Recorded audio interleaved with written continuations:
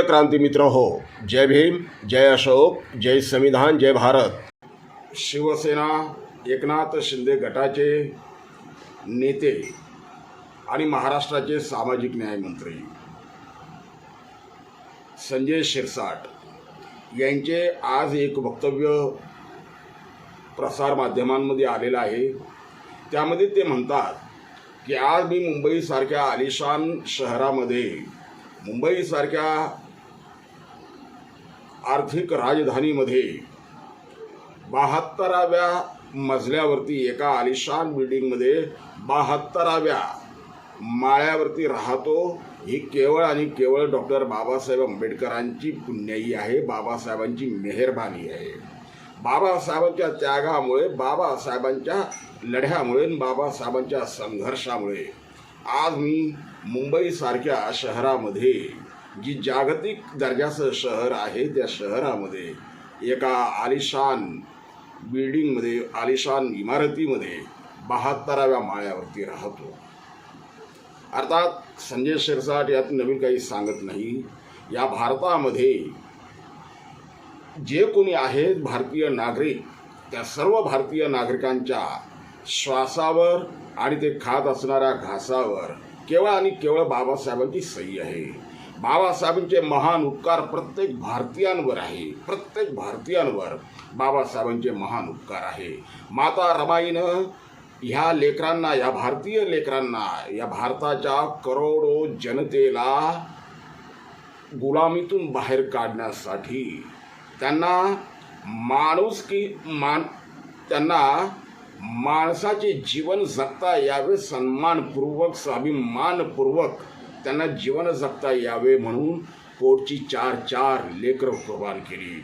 माता रमाईनं जर आपली पोटची 4 लेकरं कुर्बान केली नसती, बलिदान दिलं नसतं आपल्या लेकरांचं, तर आज संजय शिरसाट जन्माला येऊ शकले नसते. अशा हजारो, लाखो, करोडो संजय शिरसाट जे जन्माला आलेले आहेत ते केवळ आणि केवळ माता रमाईच्या त्यागामुळे, बाबासाहेबांच्या कष्टामुळे, बाबासाहेबांच्या संघर्षामुळे. आणि म्हणून प्रत्येक भारतीयांनी आज बाबासाहेबांच्या त्या उपकारांची जाणीव ठेवणं आवश्यक आहे. परंतु या ठिकाणी मुद्दा असा आहे की संजय शिरसाट म्हणतात की बाबासाहेबांच्या मेहरबानीमुळे, बाबासाहेबांच्या पुण्याईमुळे मी 72व्या मजल्यावरती गेलो. एक झोपडपट्टीमध्ये राहणारा संजय शिरसाट तो एका आलिशान फ्लॅटमध्ये गेला.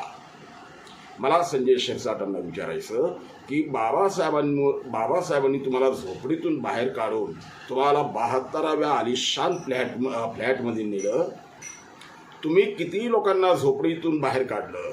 समाजासाठी तुम्ही काय केलं? याचं पहिलं उत्तर तुम्ही द्यायला हवं.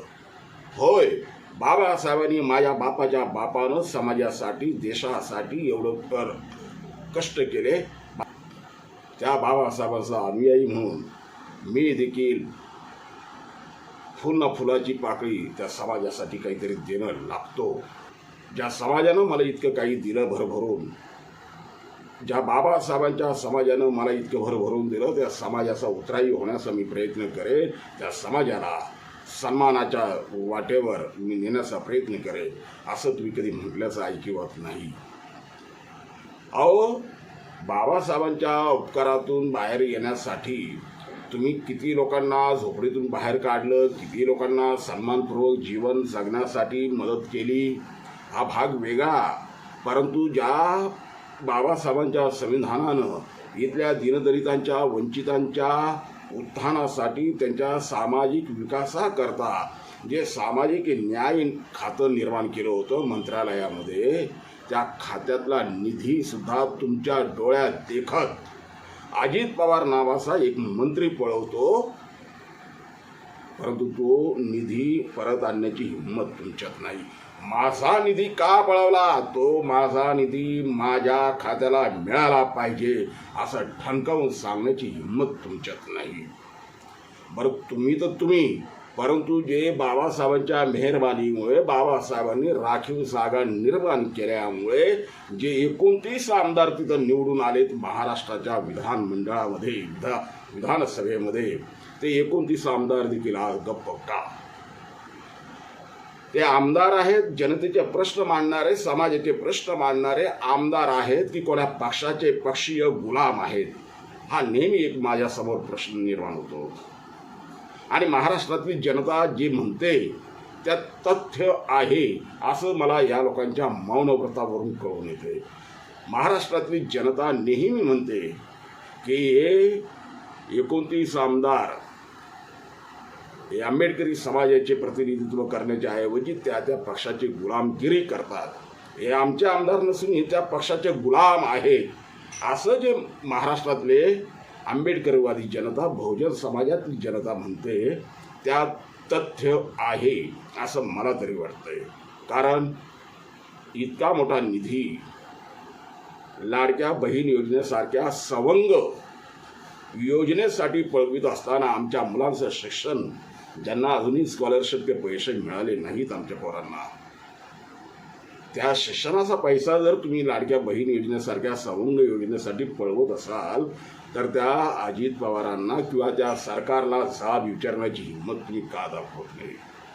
आणि हा पैसा जो निधी आहे तो काय अजित पवारने एकट्याच्या मनानं पळवलेला नसेल, तो या महाराष्ट्राच्या मुख्यमंत्र्याला विचारल्याशिवाय ते नेऊ शकत नाही.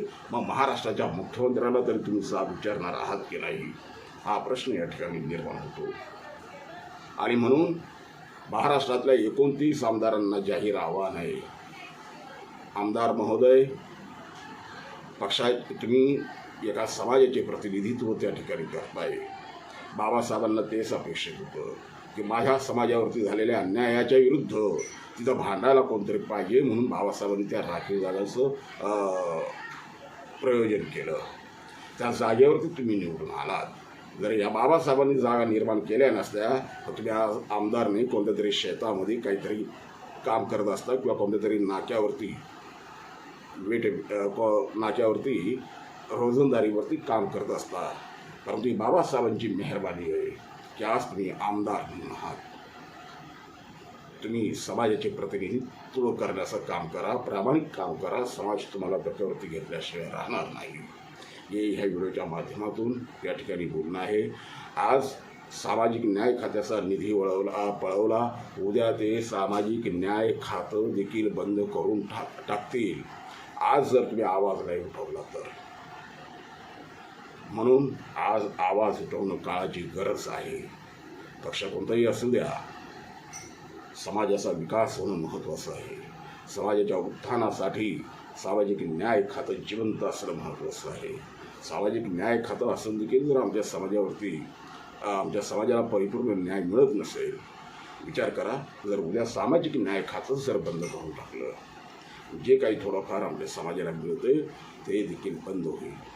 आणि म्हणून पक्षभेद विसरून, आणि होय, तुम्ही पक्षाचे प्रतिनिधी नंतर आहात, तुम्ही पहिले अगोदर समाजाचे प्रतिनिधी आहात याचं भान ठेवून अजित पवार असेल किंवा सरकारला तसा विचारा आणि आपला सामाजिक न्याय खात्याचा पळवलेला निधी परत आणण्याचा प्रयत्न करा. समाज तुम्हाला नक्कीच साथ देईल. नमो बुद्धाय. क्रांती मित्र हो, भीम पॅंथर हे आपल्या हक्काच्या यूट्यूब चॅनलला कृपया सबस्क्राईब करून आम्हाला विषमतावादी शक्तींच्या विरोधात लढण्यासाठी बळ द्या, शक्ती द्या, ऊर्जा द्या.